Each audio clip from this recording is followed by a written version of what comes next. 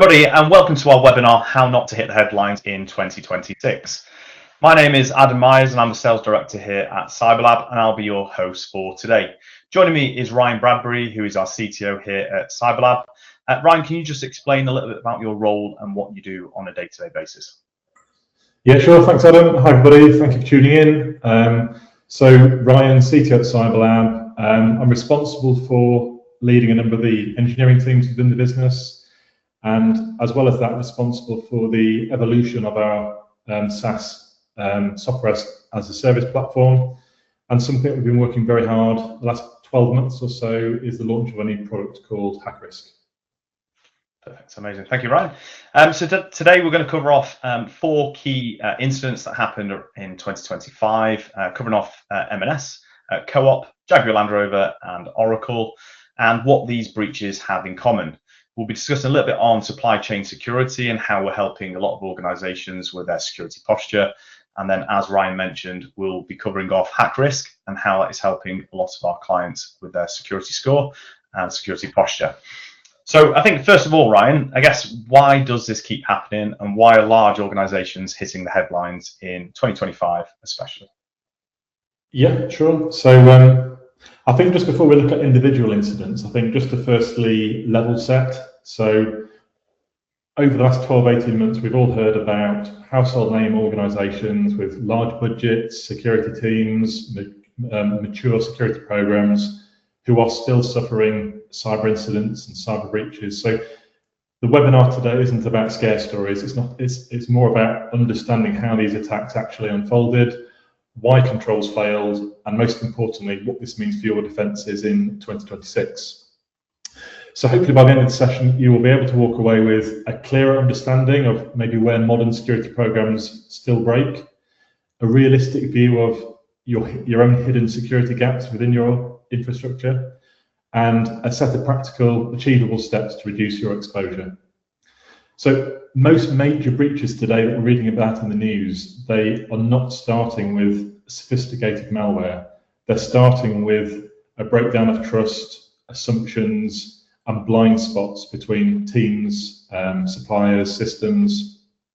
These attackers, they aren't trying to smash in through the front door anymore. They're walking in through help desks, third parties, stolen credentials, and things like that. So with that in mind, let's take a look at a few real examples. Perfect. I think just for everybody listening, we want to keep this interactive. So there is a chat where you can ask any questions, and I will pose them to Ryan as we go through this webinar. But I think just to kick things off, the first example is M&S. So Ryan, could you maybe just walk us through a little bit about what happened and the attack vectors that we saw with M&S in particular? Yes, okay. So in April 2025, sadly, Marks and Spencer's, a brand we all love, suffered a major breach, and obviously we all heard about the enormous impact it took on the business. So this wasn't a malware first attack, it was social engineering. So attackers impersonated employees and contacted a third-party IT provider. They managed to convince staff at that third-party IT provider to reset passwords, to grant access, and to bypass those normal identity checks. Once inside, attackers moved laterally around the organization, were able to access customer data, and then from there were able to launch and deploy their ransomware.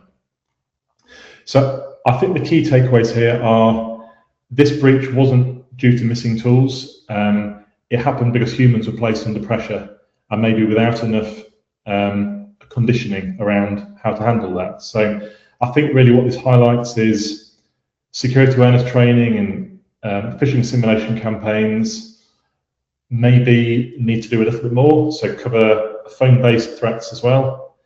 Third parties, should they be brought into an organization's security posture in terms of training and phishing exercises as well? And I think those checks and measures that IT help desk are taking place, those processes have broken down when people were rushed or placed under pressure. So I think sort of how this relates to what we do at Cyberlab, we obviously are doing a lot of security awareness training, Adam, and email phishing simulation campaigns, but is there anything else that you can think about services, and what are you hearing from customers in terms of how to try to reduce the risk of a threat like this? Yeah, I think first of all, like you've covered the basics, I think, which is cyber training and phishing simulation, which is all available through the Hack Risk platform. We see that there's a lot of fatigue. I kind of come to that in a later example around training fatigue, and sometimes the training doesn't land quite as well as it can do. So there's ways we can maybe improve sort of how your people engage with those training sessions. But something that's really been very popular, I think, with a lot of our clients is around tabletop exercises. So that's where we sort of stress test the board and see how they respond in pressured situations. It's very easy to maybe have it on a piece of paper to say we should do X, Y, and Z, but when you actually pose, who's actually putting out the PR piece, when you've had a breach and we're having to communicate with the press, there's things like that we often see are not prepared. So I think those tabletop exercises, getting the C-suite and the board engaged, is a really good way just to sort of walk through those scenarios and what you would do in those particular pressured situations. Another one would probably be red team engagements, especially around social engineering. We're seeing how we can maybe expose things like your LinkedIn information, what you put on your website. There's ways that we can orchestrate social engineering campaigns, and our pen test division especially are brilliant with those sort of interactive red team engagements. Ryan, we have actually just got our first question, which is great. So I'll sort of naturally lead into this one, which is, what could M&S have done differently in this particular incident? If you can maybe answer that for us. So I think what's important to mention here is there is no right or wrong.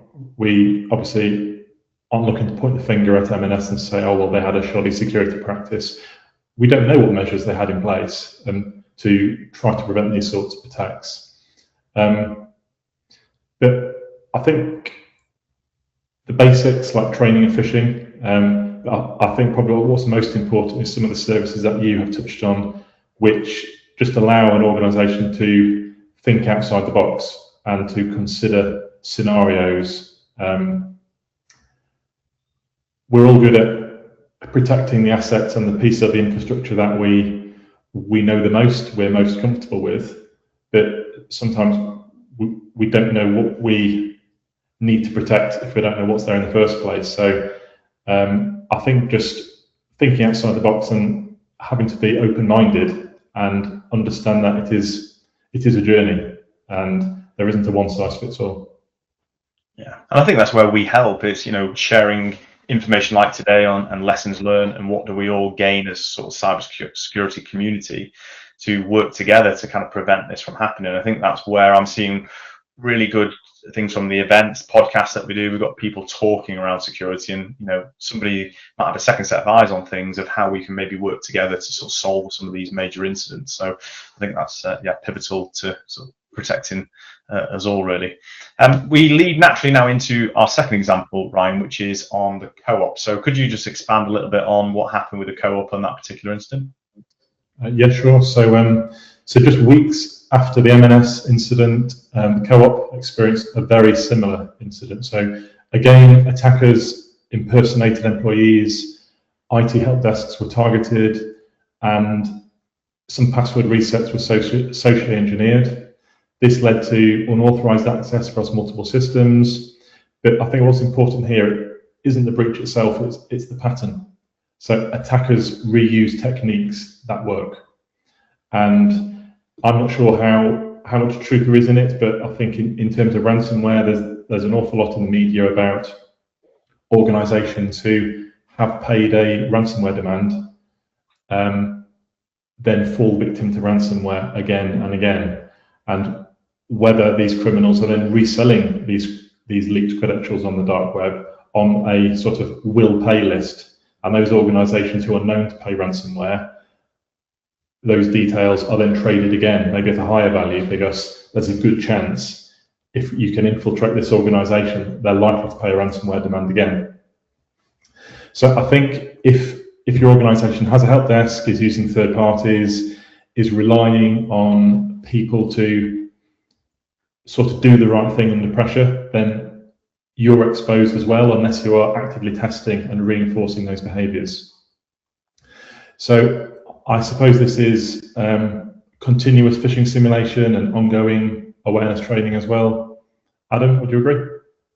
I do, and I'd probably say it's like what we often see is like people will do this maybe once a quarter or once every 6 months. I think it's about regular, continuous training and bespoking that training, as I kind of alluded to in the first instance, where maybe it's not just this snapshot in time. It's the regular sort of tweaks and changes that we can do as sort of maybe people that push out that training to organizations and people within the business. So there's less training fatigue. We often see that, and that's where people aren't really concentrating when they're doing some of the fishing simulation. They got pinged before, and there's maybe ways that we can, as a sort of cyber culture, work on that.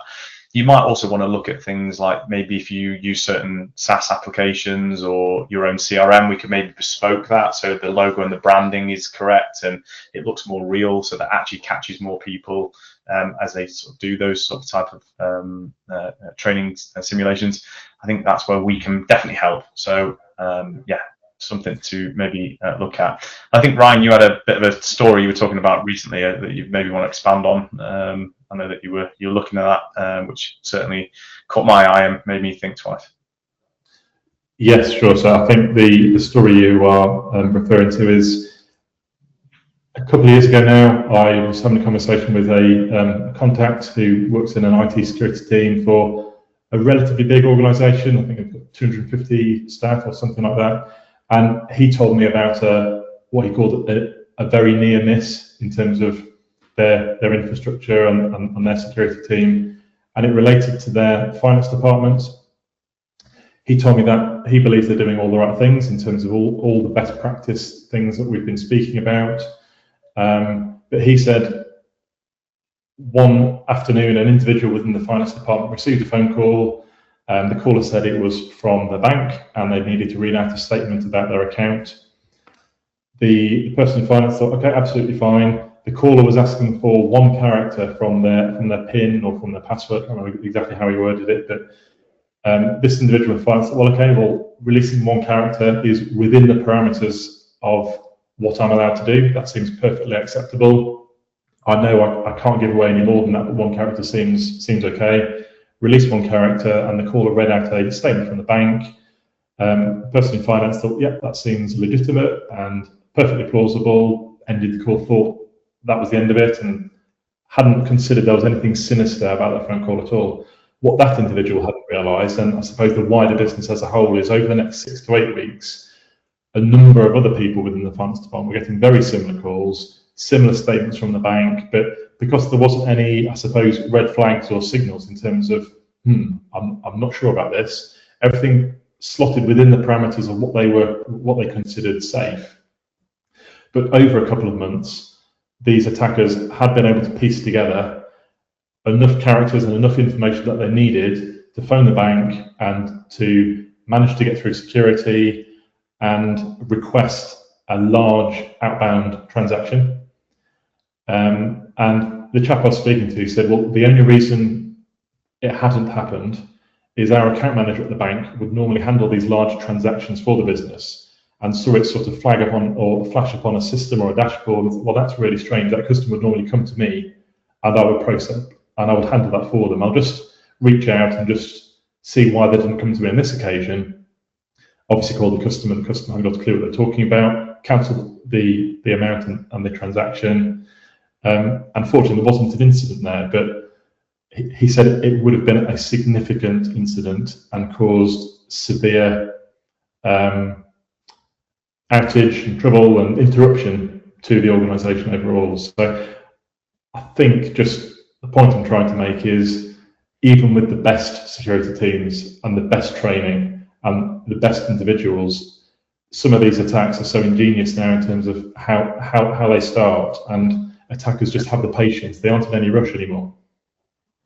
Yeah, the patient hacker there, it really is, isn't it? That's like a long game which they're willing to do, and maybe it's not always just sort of quick wins anymore. It's maybe really targeted attacks. I know that a few things like manual processes, like for example, if someone asks for payment or is asking for urgency, there's often where you can maybe go outside of that to, maybe Teams that person, asking if that person has actually requested you to make payment. And there's a lot that you can kind of introduce as some manual processes. So we talk about that a lot at some of our events. So if you are interested in coming and talking more about these topics, I appreciate we're on a webinar now, but we go into quite a bit of detail of how we can maybe help with those sort of type of examples and sharing best practice as well.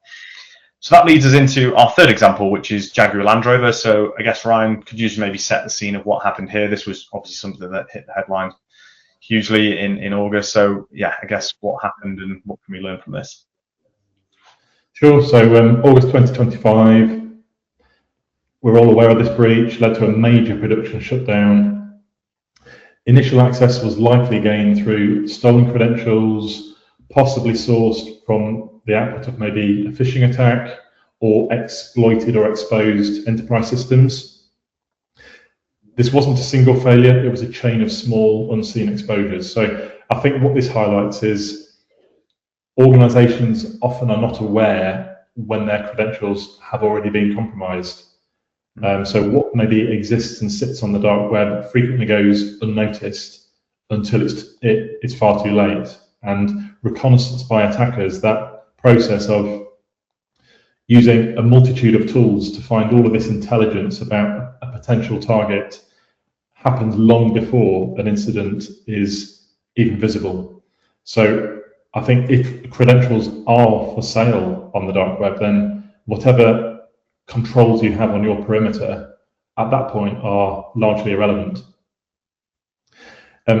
What we've been working at within the Hackers team at CyberLab recently is extending the supply chain functionality, and I'll speak about this a little more later, but just in terms of how we can provide a more rounded solution for supply chain. And I feel how organizations manage supply chain used to be almost like maybe a process that sat within the finance team, and it was just simply a way of transacting with a supplier and making a payment to them.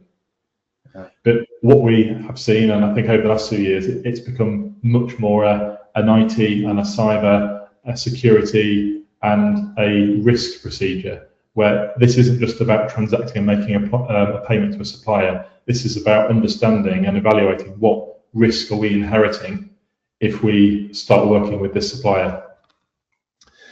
So I suppose the services that I'm talking about here, Adam, are recon scanning, as I mentioned, and the dark web, and just helping spot attackers, helping spot problems before the attackers act on them. Anything you'd like to add to that? Anything I missed? Yeah, I think definitely right, and we'll come to the supply chain element in a moment because I think that's really sort of topical. But the two areas, yeah, you mentioned around dark web monitoring. I think data breaches happen every day, and it's making sure that you're aware if your credentials have been leaked on the dark web. So within HackRisk, you can actually see sort of where they have been leaked, and you can sort of look to action them and take action. And what is really good about HackRisk is it'll work through each example, so you can kind of tick it off to say we've actioned that. If anything, what I see is there's just so much sort of information overload with other platforms that it's very difficult to sort of work through and sort of make sure that you're actually actioning the breaches. So that's something that's really good, and it kind of gives you a to-do list as such. And then recon scan. So I think monitoring your attack surface to get continuous visibility of your internet-facing assets is really important. And that is something that is really good to see what is out there, because there might be things that you're not aware of that you've actually got facing the internet. And it's that full visibility which I think is important. And then something which I think the consolidation of all these little bits that kind of knit together to make a comprehensive solution is important. I think that's what HackRisk does really well. It kind of has the 5 different elements which will kind of knit together towards the end of the session. But it is topical because someone has actually asked the question, which is what is being done to help with solution consolidation, Ryan? And I think we saw that as a big challenge for organizations with disparate systems. And I guess what are we doing, as the person that's built this platform, and how have you taken that on board to build HackRisk to consolidate these technologies? Yeah, sure. I think it probably pretty much answered that question, but we've had the same feedback from customers over the past few years where we have been providing maybe a vulnerability scan service to them, a dark web service. We've been conducting pen tests and a whole set of other services. But the feedback was customers quite often have a lot of solutions, a lot of products. They're getting a lot of data, quite often quite a lot of noise as well. So I think where we're focusing on with HackRisk is we found a set of services that we believe helps to see like the holistic cybersecurity footprint of an organisation and welds those services together so customers have a single dashboard and can see all the metrics and the data of those services in one place. So I think that is happening across the industry, and I think there has been an awful lot of challenges with some large enterprise tools as well, and using lots of these tools, if you aren't careful, can result in just spending your days reacting to noise, and I suppose sometimes not using this data in the most intelligent way. So certainly what we're trying to do with HackRisk is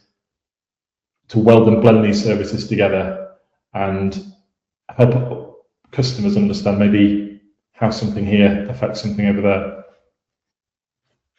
Yeah, brilliant. Okay, I think it is that consolidation piece, isn't it? It's we're conscious of it. I think the industry itself is actually trying to sort of work together and build systems and integration, and it feels a bit like we're moving away from a time where vendors were, they are competing obviously for, they want you to procure their product, but there's a lot of integration now where those technologies will actually work together, which is good, and it's nice to see that from a vendor perspective. We do actually have another question, I think. So for the co-op example, would a way of logging such calls be a solution, or only releasing a specific number of the PIN, Ryan? Yeah, that's maybe one. Sorry, let me just repeat the question. Would a way of logging such calls be a solution, or only releasing a specific number of the PIN? I don't know. So when you're probably talking about the PIN example, sure. The way of doing that, maybe, I think. Yeah, it was a really interesting one, and it really got me thinking about, crikey, how could and should an organisation respond to that? But I think you're absolutely right. It's about having some way of logging and sharing with your team within your business activity, however innocent it may seem, but just helping an organisation then join the dots and spot trends and patterns. So I don't know if that answered the question. If you've got anything to add, Adam, but for me, that's probably what I would say to it. Yeah, and also it's difficult because if somebody actually gets you kind of make these processes personal to your organisation, don't you? Some way, these sort of manual overload, like what you build in as a process. If somebody gets wind of that process or understands or it's leaked in terms of that, then I guess you've got to maybe look to change that, because that then is your methodology of how you sort of make it unique to you or your finance team. So I think just making sure maybe you rotate or we change that up. And there is actually one other question. I think we're getting a few thick and fast now, which is great to see. So a nice interactive session, which is always good. Ryan, we've just got one, which is, has Jaguar Land Rover lost any customers because of this? Which I assume they might have. So it isn't something I can comment on, but I suppose we'd have to consider reputational damage. Yeah. I suppose looking to buy a car, I suppose, is maybe less of a PR issue and a disaster as maybe an IT services provider who are wanting to onboard new clients, and there was a widely publicised cyber incident they had encountered. So I suppose it comes down to issues with the reputation, but I would say it's likely, yeah. Yeah, it's difficult for us to comment. It's not really something we would be aware of, but I guess it's the PR side of it, isn't it, really, that's probably key. And I guess the order process of how, delivery of new vehicles and speed in which people get their vehicles and the customer experience from the disruption. I guess that's maybe where you see more of that happening. So yeah, difficult to comment, but yeah, probably I would imagine from a procurement and getting your new vehicle, it's probably going to pose quite a few challenges. Okay, we're going to go into the next example now, which is on Oracle. So I guess, Ryan, can you just summarize this, I guess, the impact and the attack vector that was used with Oracle? Yeah, sure. So this was October 2025. So this is the fourth and final example, but attackers exploited a vulnerability known as a 0-day within the e-business suite at Oracle. And I suppose what's considered a 0-day issue is an application or an operating system where a gap in the security exists, but there isn't a patch available for it yet because the software provider or the software maker hasn't even realized the issue exists. So the issue hasn't been formally acknowledged, so there isn't a patch that has been created for it. So that's exactly what happened here. I understand over 30 organizations were impacted, including the Washington Post, Harvard University. So the attackers exploited a 0-day in the publisher component, and that allowed unauthenticated remote code execution. So what that means was they could, without using any credentials, they could access a system simply by sending crafted HTTP requests without needing any credentials to authenticate. Once inside, they used multi-sort of stage implants to steal large volumes of sensitive data, financial, HR, supply chain, customer information, and then they launched a mass sort of executive extortion campaign, emailing leaders at affected organizations and threatening to leak this data unless they were paid. Oracle did release an emergency patch on the 4th of October, but evidence shows that attackers exploited that flaw months prior to the patch existed, which means that that issue was a true 0-day vulnerability. So I think the key takeaways here are that even organizations, large organizations with strong security teams, were vulnerable, largely because assets weren't fully inventoried. I suppose patch exposure wasn't identified and clear and visible quickly enough, and internet-facing systems weren't being continuously assessed. So I suppose the point is, if you don't know what's exposed, you can't secure it. Yeah. I think in terms of sort of services that we provide and sort of how it relates to what we see, Adam, we do a lot of obviously recon scanning, vulnerability scanning, but we do a lot of pen testing at CyberLab as well. So can you perhaps touch on what you're seeing from within your sales team in terms of why these continuous scans are so important in conjunction with that annual pen test, which is also extremely important as well? Yeah, so our business has been built off, pen test. It's what we do in our bread and butter. We're Crescent Check certified. A lot of that might be, say, a regular pen test after major project change, or an annual pen test, for example. So there's a need for that at certain times, and it gives you a great snapshot in time where your security posture is, or if the system is potentially secure. But say, for example, you do your annual pen test. There's still 364 days of the year where you don't have visibility of critical vulnerabilities.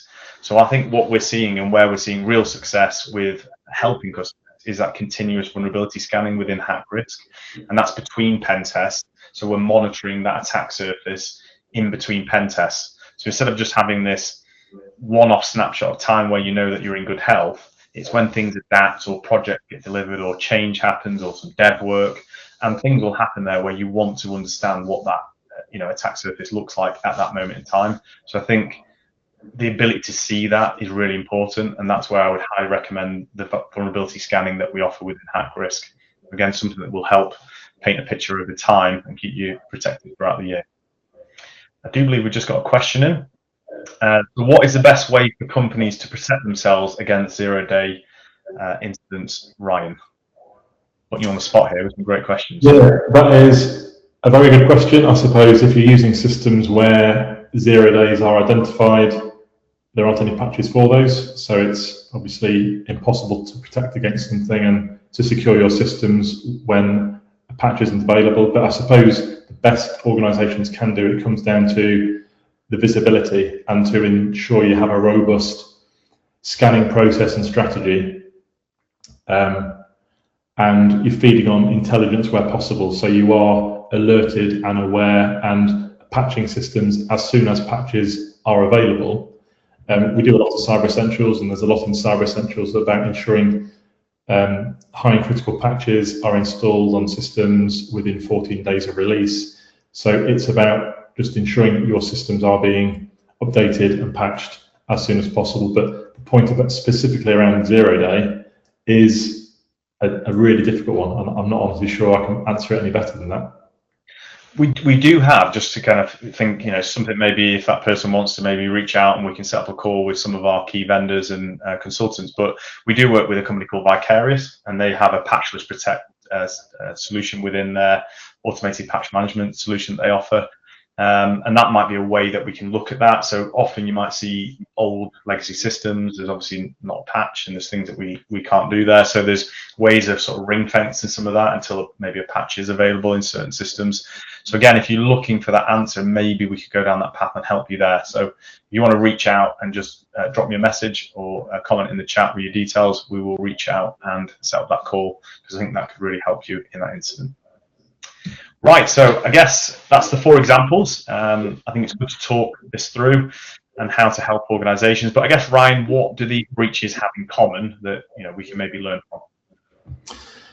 Yes, so I think, in my opinion, what these all have in common is that these incidents weren't caused, as I mentioned earlier, by one big, highly technical failure.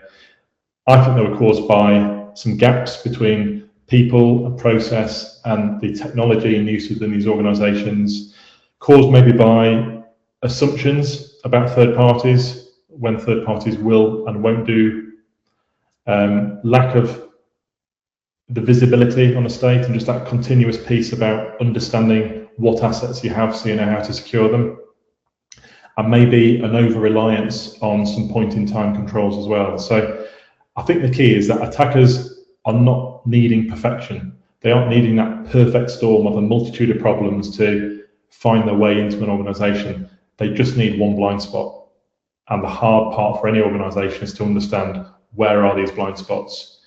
I think, coming back to what you touched on earlier, Adam, the tabletop exercises, I personally think, are just an amazing way of running through scenarios of what could happen, what would we do in this scenario, in this eventuality. And I think my advice there would be either use a third party for those engagements, or if you are conducting them internally, that's absolutely fine, but chop and change the teams within the business who are maybe coming up with scenarios in terms of the tools and the systems they're using in their team maybe won't be the same as other teams. So if you have the security team who are conducting the simulations and creating the scenarios, I think it's important to chop and change where these scenarios are coming from. And again, as we said earlier, just to help a business to think outside the box in terms of what could happen. Yeah, amazing. And also, if you are looking at your wider security posture, we do highly recommend things like a NIST assessment if you're a relatively large organisation, or using the NCSC's 10-step guide to good cybersecurity practice. We can often find where those gaps are, and it might be that that's where you maybe look to sort of align budget and some gaps in the score that will help you. Also, if you're running that alongside with your hack risk report, which hopefully everyone has signed up to on the call, that will help just sort of give you actually a good piece of visibility on where your gaps are. We all will have them. It's what's bespoke to your business. So if you've not already signed up to that free hack risk report, I'd highly recommend to do so. And I'll kind of touch upon that at the end in terms of what we can do to make sure you're getting the best from that report with our consultant team. Okay, just onto the next slide, Ryan. So I guess just talking through hack risk itself and what you've built and how it all fits together. Yeah, sure. So I suppose how it fits together, we feel that hack risk can address these exact issues and gaps that we've been speaking about. So there aren't any right and wrongs. It's about a continuous improvement and a journey to understand what risks exist and how those risks should be treated and managed. So I think the services that we have, the recon scanning element is reviewing what can attackers see from the outside.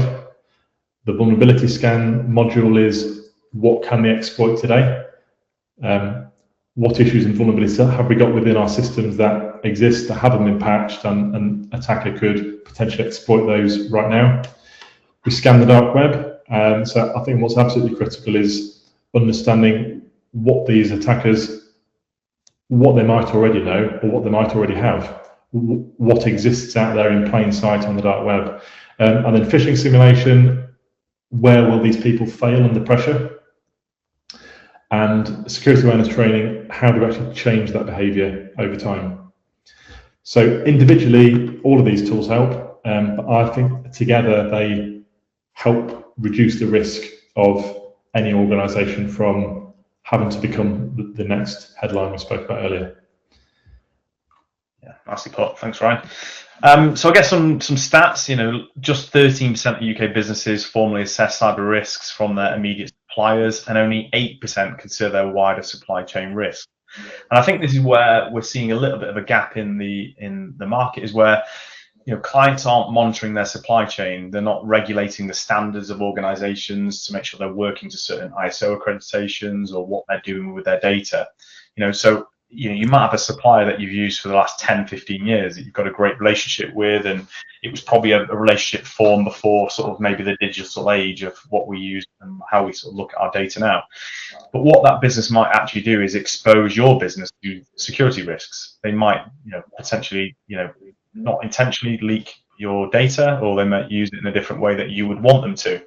So I think where the supply chain element of this can really help is understanding what they're working towards. And I think, Ryan, you're going to just quickly run through a little bit of a live demo and talk of the actual supply chain element within Hack Risk, so you can see it for yourselves and what you think. So I'm going to quickly start that, and Ryan will talk us through this example.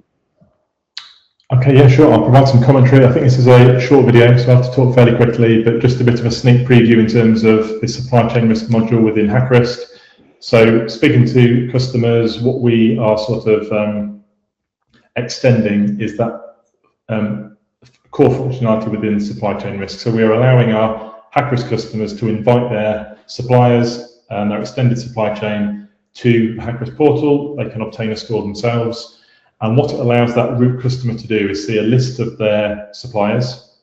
It allows them to request access to the supplier's Hack Risk scores and metrics, allows them to request a copy of their certificates so they can evidence their cybersecurity posture and the accreditations they've achieved. It allows the customer to send the supplier a onboarding questionnaire, and then rank rate the questionnaire and the responses in terms of if there's any cause for concern there, and if there's anything that they would like to raise with the supplier. And then lastly, we're working on a credit risk function as well. So allow that customer to run a financial credit risk for their supply chain. And we've had some feedback from customers who have said, well, we have to do a credit risk review as part of onboarding a supplier. So we do currently do this on a separate system, but we'd really like to have it within Hack Risk, so that whole supply chain risk piece we can then manage all within one module, within one portal. So that's what we're working on now, and we're hoping to have that functionality ready within the next 4 to 6 weeks. Yeah, and I think it's great for people that potentially have to onboard new vendors and suppliers. You can see all the certifications and making sure they're working towards that. You can push that out to the contacts that you have within that to sort of prompt them to fill that out. You might be doing things like QBRs where you're talking with suppliers and you want to look at that Hack Risk score and make sure that that's improving, because again, it goes back to that they might be the people that potentially expose your business to a data breach. So this is where you can maybe start to consolidate that. Often what I see is teams are having to chase people over email, send sensitive documents over on email. But really, Hack Risk is a real good way to sort of push that out to your supply chain and just make sure that those that you're working with are working as you would want them to. And also this page I think is really good. So what is your Hack Risk score? So if you think of it a bit of a credit score for cybersecurity, and if you've not already, please sign up for the free Hack Risk report, because it's a brilliant piece of information that you can do lots with, and it'll show your vulnerabilities and what you can do to sort of address that. I think, Ryan, just before we wrap things up, have you got any final thoughts on today's session and maybe a key takeaway for our listeners, and what you would sort of summarize today's chat about, really? I think sort of a 30-second summary from me, if there's one message to take away today, it's probably that organizations aren't failing because they are ignoring security. They are failing because they can't see maybe where it's quietly breaking. So the attackers we talked about today, they haven't used magic here. They've used patience. They've exploited human behavior. And in some cases, they've used data that's out there for anyone to find in terms of stolen credentials or vulnerability. So your defense sort of playbook for 2026 needs to do the same. And I suppose I would encourage you to head away and find those blind spots. Yeah, brilliant. Thank you, Ryan. So as I said, there will be an email going out if you want to sign up for a free hack risk report. I want to thank everybody for listening. I've really enjoyed chatting today, Ryan. And if you do enjoy this sort of content, we do have a podcast which I host, which is Tales from the Cyber Lab. So a cheeky plug there. But yes, hopefully you've enjoyed today, and join us next time. And until then, stay secure. Thank you. Thanks. Appreciate your time, Albert.